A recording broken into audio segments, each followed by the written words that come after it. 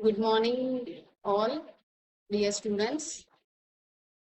I am Mahalakshmi, Assistant Professor of Malareddy Institute of Pharmaceutical Sciences, belonging to the Department of Pharmaceutics.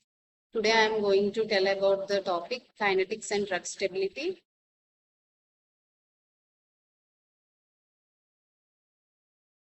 So, what are the contents in that?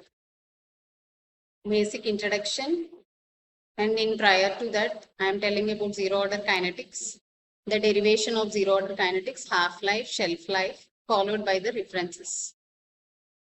Introduction. So what is the stability aspect in regarding the drug substance and the drug product? It will vary depending upon the time under the influence of so many factors, that is temperature, humidity and the light. These are the important factors. And further, we will conduct the stability studies and we will determine the shelf life of the product by employing the accelerated stability studies. In that, we will determine the half-life. Half-life is nothing but the drug substance that is deteriorated up to 50%, and shelf life means 90% of the drug is to be deteriorated. And basic conditions will be temperature and humidity. So further, after performing the accelerated stability studies and defining the stability, we are supposed to make a proper container for dispensing. So whether we are making it into glass or plastic. So, and then whether it is in the form of clear or amber or opaque substances, and to determine the incompatibilities. For that, again, we are doing the dissolution determinations, and thereby we will calculate the ADME process, absorption, distribution, metabolism, and excretion in pharmacokinetics. So, and then rate and order of reaction. So, what is the rate? Means the speed at which the reaction will occur. Order means whether it is following zero order, first order, or second order, depending on the concentration of the reactants. So, zero order is nothing but it doesn't depend on the concentration of reactants, it only depends on the catalytic activity. So, where the catalyst plays an important role in the reaction. And first order reaction means it depends on the single reactant, concentration of one of the reactants. And second order means it depends on the concentration of two reactants with respect to time. Initially, according to the law of mass action, the rate of reaction is nothing but the product of molar concentration of reactants raised to the number of molecules undergoing in the process. That means how many reactants are to be entering into the reaction to form the products. So rate is always proportional to a to the power of a into b to the power of b. So order of reaction is nothing but sum of the exponents. So if you consider the example of one of the reactants, that is acetic anhydride with ethyl alcohol to form ethyl acetate and water. Here, the rate will be written in the form of K. K is a constant into CS3CO taken twice O, C2H by OH taken to the power of 2.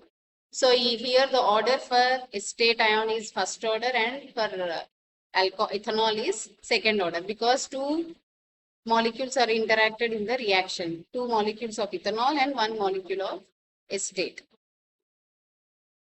Molecularity. Molecularity means nothing but how many molecules are involved in the process. Unimolecular means single molecule will enter into the reaction. That is bromine molecules.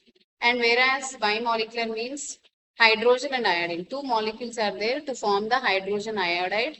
That is the bimolecular reaction. So again, half-life, it is a most important aspect where 50% of the drug is to be disappeared, whereas shelf life, 90% of the drug is to be deteriorated to its original concentration.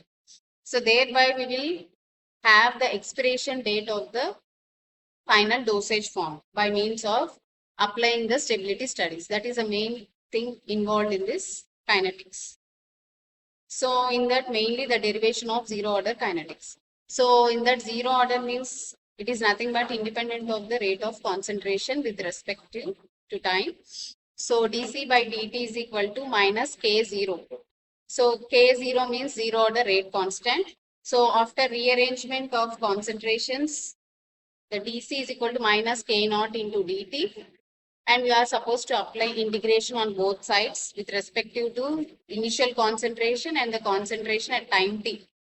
So integral dc with respect to Ct and C0 is equal to minus integral 0 to t k naught into dt. And finally, upon removing the integrations, Ct minus C naught is equal to minus k naught into 2t. So Ct, the final equation is C naught minus k naught into t. So this is the final equation, and the units of rate constant for zero order reaction is mole. For zero order kinetics, n is equal to 0, and the concentration is moles per liter. So we are making in the form of molarity. And the rate constant for this is moles per liter per second. So that is the equation, that is the unit. And we are plotting a graph between concentration and the reaction rate. Initially, it will form a slope will be 0. But upon respective to time and reactant concentration, the slope is negative slope. And half-life also, we are maintaining the graph, initial concentration and half-life. The slope is equal to 1 by 2k. So derivation of zero order half-life. So we are making T to T half, and AT is equal to A naught by 2, because half of the initial concentration is nothing but AT.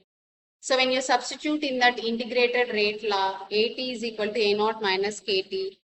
Instead of AT, we are supposed to write A naught by 2, and instead of KT, T, we should write T half.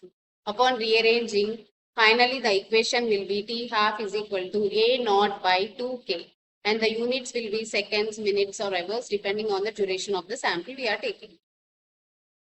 And next is derivation of zero order shelf life.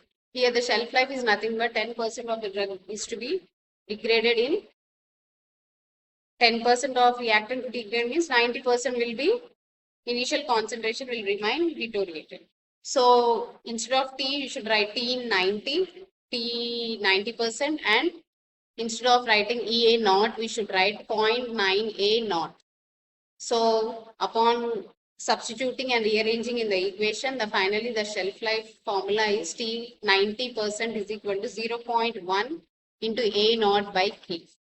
And the shelf life units will be days, months, years, because it is the final thing where we will have the expiration date of the dosage form.